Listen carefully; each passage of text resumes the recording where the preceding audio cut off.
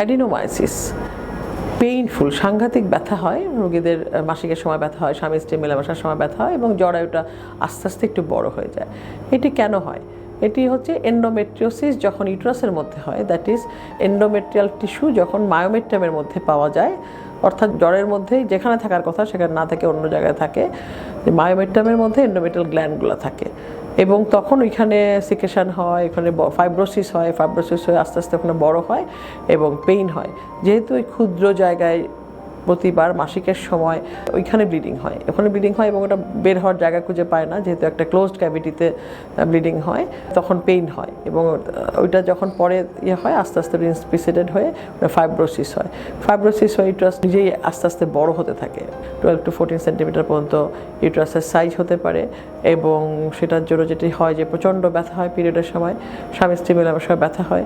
কারো যদি বন্ধাত্ব থেকে থাকে, অর্থাৎ কারো এটির বয়স হচ্ছে 30 থেকে 40 বছর বয়সে অ্যাডিনোমায়োসিস হয়, কিন্তু এমন সময় হয় যেই সব মেয়েরা অনেক সময় তাদের ক্যারিয়ারের জন্য দেরি করে বাচ্চা নিতে যায়, তখন দেখা যায় তাদের অ্যাডিনোমায়োসিস আছে এবং আল্ট্রাসাউন্ডেও আমরা বুঝতে পারি অ্যাডিনোমায়োসিস, যে দেখা যায় যে অ্যান্টেরিয়র ওয়াল বা পোস্টেরিয়র ওয়াল মায়োমেট্রিয়াম প্রচণ্ড থিক হয়ে রয়েছে, বড় হয়ে গেছে এবং সেই সব ক্ষেত্রে প্রেগনেন্সি হতে চায় না, কারণ হচ্ছে কোনো ইমপ্লান্টেশনে অসুবিধা হয়। বন্ধাত্বর জন্য তো আমরা এটাকে কমাতে চাই, তখন আমরা কোনো হরমোন দিয়ে থাকি, এটাকে আমরা সিউডো মেনোপজ স্টেট তৈরি করি আসলে অ্যাডিনোমায়োসিসে।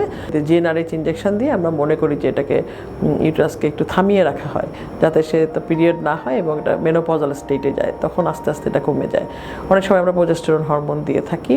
প্রোজেস্টেরন হরমোন আমরা মুখে দেই, মিরেনা আছে যেটা intrauterine device containing progesterone intrauterine system, সেখানে এভরিডে প্রোজেস্টেরন সিক্রেট হয়, সেটাও আমরা দিয়ে রাখতে পারি। যদি তার পিরিয়ড না দরকার হয়, প্রেগনেন্সি না দরকার হয়, আমরা একটা ক্যাভিটিতে মিরেনা দিয়ে থাকি। এখন আবার নতুন একটি পদ্ধতি এসেছে যেটি হচ্ছে মাইক্রোওয়েভ অ্যাবলেশন। মাইক্রোওয়েভ অ্যাবলেশন করে কিন্তু আমরা অনেকটা কমিয়ে আনতে পারি যে ইউট্রাসটা বড় হয়ে গেছে, অ্যান্টেরিয়র ওয়াল মায়োমেট্রিয়াম বা পোস্টেরিয়র ওয়াল বেশি হয়ে গেছে, আমরা কিন্তু মাইক্রোওয়েভ অ্যাবলেশনের বা রেডিও ফ্রিকোয়েন্সি অ্যাবলেশনের মাধ্যমে আমরা সেই থিকনেসটা কমিয়ে আনতে পারি এবং সেই খারাপ টিস্যুই বলবো, কারণ ইউট্রাসের মধ্যে যে ফাইব্রোসিস হয়ে টিস্যুগুলো স্বাভাবিক নাই অস্বাভাবিক হয়ে গেছে, সেই অস্বাভাবিক টিস্যুগুলোকে আমরা কমিয়ে আনতে পারি।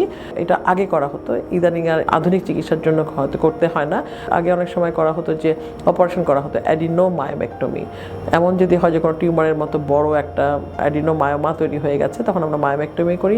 আর যদি মায়োমা তৈরি না হয়, অ্যাজ এ হোল পুরোটা ইউট্রাস বড় হয়েছে, অ্যান্টেরিয়র ওয়াল বা পোস্টেরিয়র ওয়াল যেইটুকু বড় হয়েছে ওইখানে ওয়েজ ডিসেকশনের মতো করে কেটে আবার সেলাই করে দেই, তাহলে যেটি হয় যে ওর সিমটম অনেক কমে আসে।